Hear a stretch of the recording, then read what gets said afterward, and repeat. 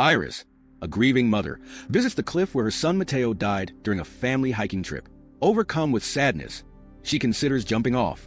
A man named Richard appears and speaks kindly, convincing her to step back. She follows him to the parking lot, but Richard shocks her with a stun device, ties her up, and puts her in his car. Iris loses consciousness as Richard drives away.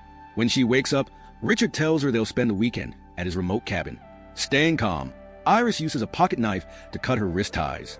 She attacks Richard, causing the car to crash. Though stunned, Iris frees her ankles and escapes into the woods.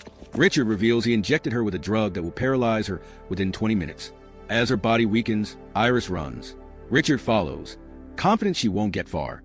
Iris reaches a river and floats downstream until the current carries her ashore. She uses her last bit of strength to pull herself onto dry land before the paralysis takes over. An elderly man named Bill discovers Iris near his isolated home. Unable to speak or move, Iris blinks once for yes and twice for no to communicate.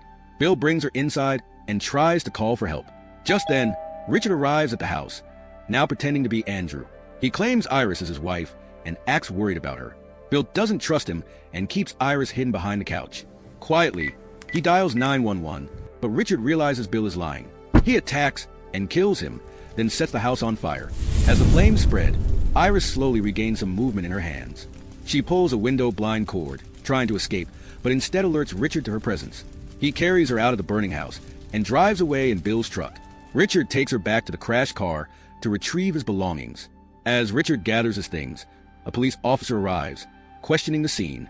Richard lies. The officer notices Iris in the truck and grows suspicious. Before the officer can act, Richard kills him. Iris watches in horror as Richard moves closer to completing his dark plan.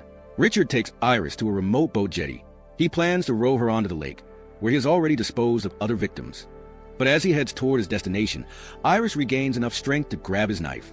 When they're in the middle of the lake, she stabs him in the neck, pushes him into the water, and tries to row away. Richard desperately clings to the boat's edge, but Iris shoots him with his gun. The bullet pierces the boat, causing it to sink. Despite the sinking boat, Iris swims to the shore, exhausted but alive. On the shore, Iris finds Richard dying.